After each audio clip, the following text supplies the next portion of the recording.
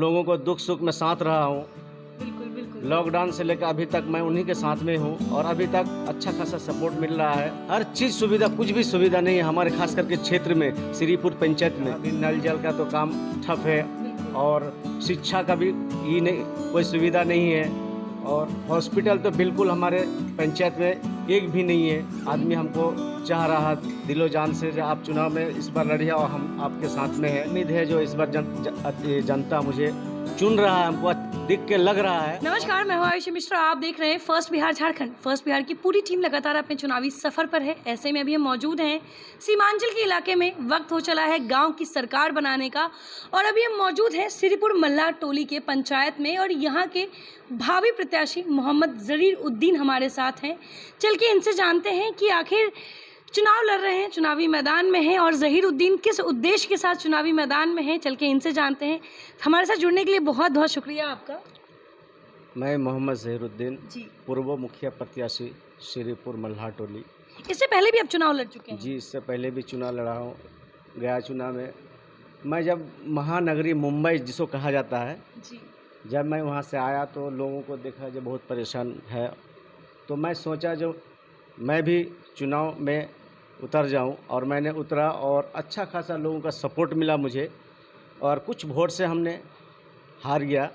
लेकिन उसी टाइम से जो है ना श्रीपुर का आदमी के पीछे दुख सुख में साथ में रहा। बिल्कुल बिल्कुल और मुझे लगा जो मैं जो भी कर रहा हूँ अच्छा ही कर रहा हूँ अपने क्षेत्र के लिए। बिल्कुल। उस टाइम से मैं लगातार अभी भी फील्डिंग में ही हूँ। लोगों के पास जा के बैठ के उसका समस्या सुन रहा हूँ और लोगों को दुख सुख में साथ रहा हूँ। बिल्कुल बिल्कुल। लॉकडाउन से लेकर अभी तक मैं उन्हीं के साथ में हूँ और अभी तक अच्छा खासा सपोर्ट मिल रहा है और अच्छा लग रहा है जो आदमी हमको चाह रहा दिलो जान से जो आप चुनाव में इस बार लड़िए और हम आपके साथ में हैं।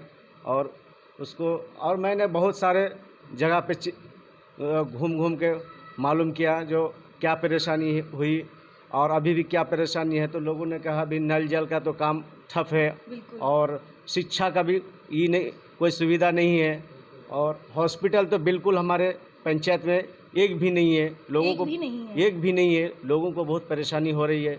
अच्छा, बाय द वे अगर कुछ हो जाता है तो हमको किशनगंज या पूर्णिया का सफ़र करना पड़ता है। यहाँ से करीब 30 किलोमीटर दूर है। यहाँ सरकारी कोई सुविधा लाभ नहीं है।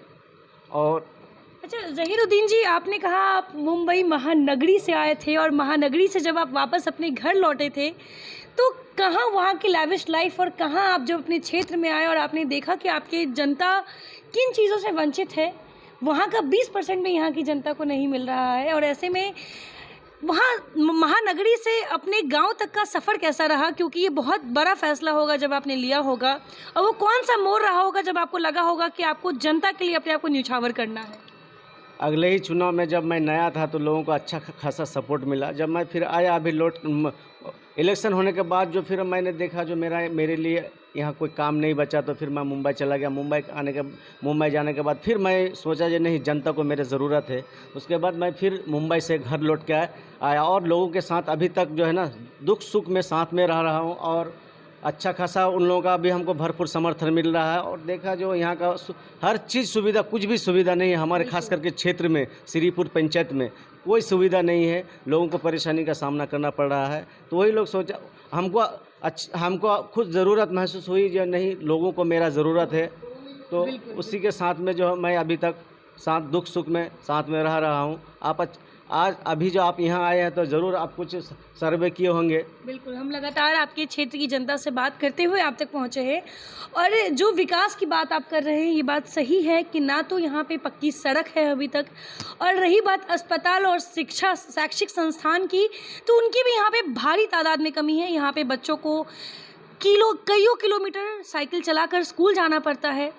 और रहा बात स्वास्थ्य व्यवस्था, तो आप सुने होंगे इनसे, इससे पहले आप जनता से भी सुने होंगे 15-20 किलोमीटर तक कोई अस्पताल नहीं है जहां पर कोई चिकित्सा का सेवा ले सके, कोई स्वास्थ्य का सेवा ले सके। ऐसे में जहीर उद्दीन जी, आप जब मुंबई से यहाँ आए थे और जब आप क्षेत्र में घूमना शुरू किए, आप लोगों के बीच में रहे, क्या लगता है आप लगातार जनता के बीच में हो, उनके दुख सुख में साथ हैं, कितना प्यार मिलेगा जनता से आपको? बहुत अच्छा खासा सपोर्ट, प्यार बहुत अच्छा खासा मिल रहा है और उम्मीद है जो इस बार ये जनता मुझे चुन रहा है, हमको दिख के लग रहा है, और हमको अगर जनता ने दिलो जान से 5 साल के लिए मौका दिया तो जो भी काम अधूरा है मैं उसको पूरा करने के लिए सक्षम रखता हूँ।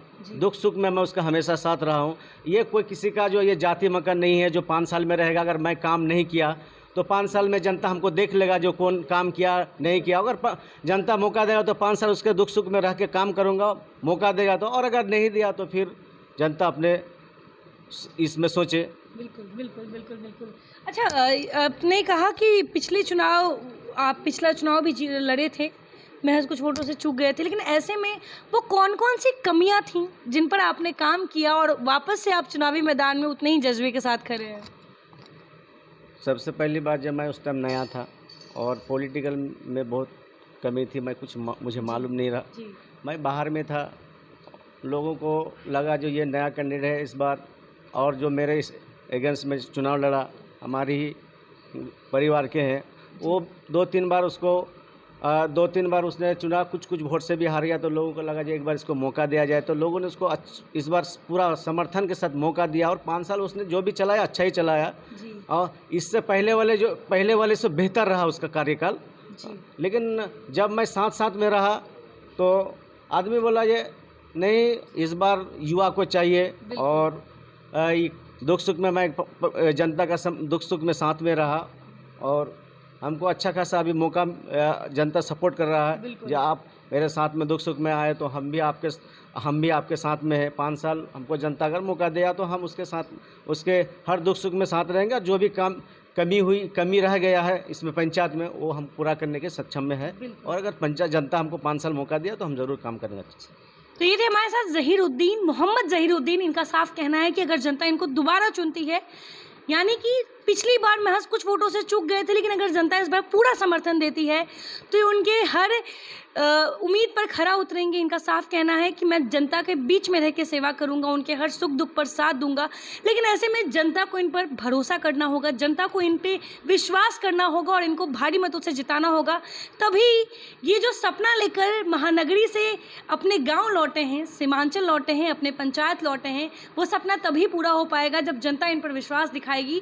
और इनको पूरा विश्वास है कि जिस तरीके से पिछले कई सालों से महानगरी छोड़कर अपने क्षेत्र में आए हैं और लगातार लोगों के साथ जुड़े हैं, तो इनको उम्मीद है कि जनता का इनको प्यार भर के मिलेगा। अब देखना ये होगा कि श्रीपुर मल्हा पंचायत का भाग्य आखिर यहाँ की जनता किसका तय करती है। फिलहाल बने रहे फर्स्ट बिहार झारखंड के साथ। धन्यवाद।